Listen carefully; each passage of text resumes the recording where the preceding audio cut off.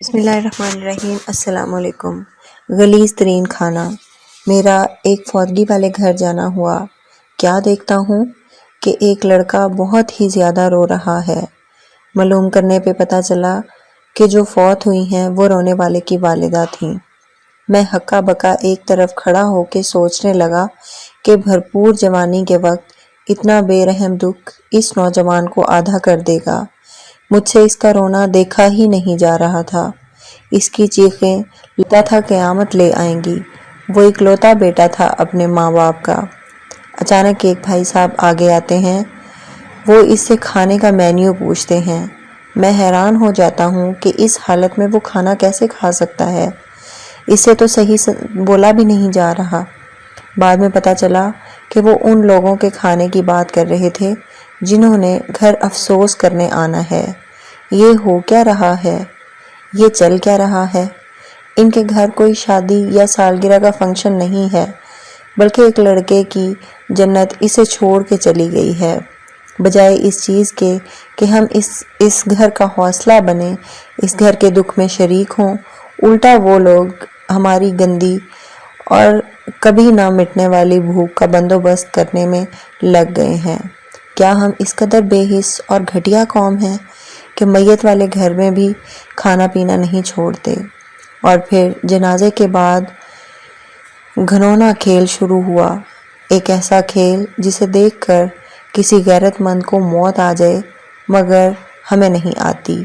وہی لڑکا جس کی دنیا لٹ گئی، برباد ہو گئی، ہاں وہی لڑکا، روتی آنکھوں کے ساتھ ان بھوکی ننگی زندہ لاشوں جن کی عقلوں پہ ماتم کرنا چاہیے ان کو کھانا دے رہا ہے۔ کیا ان کو شرم نہیں آتی؟ کیوں یہ غیرت سے مر نہیں جاتے؟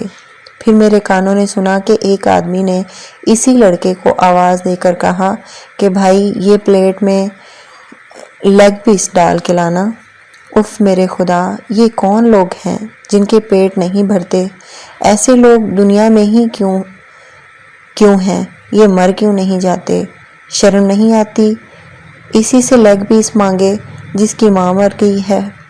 بجائے اس کے کہ تمہارا ہاتھ اس کے کندھے پہ ہو اور حوصلہ دے رہا ہو، تمہارا ہاتھ لیگ پیس کو پڑ رہا ہے۔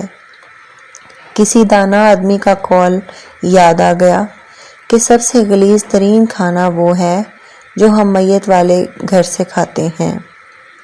ہمیں ترس یا رحم نہیں آتا یہ دیکھ کے بھی کہ لوگ روتے ہوئے کھانا بانٹ رہے ہیں۔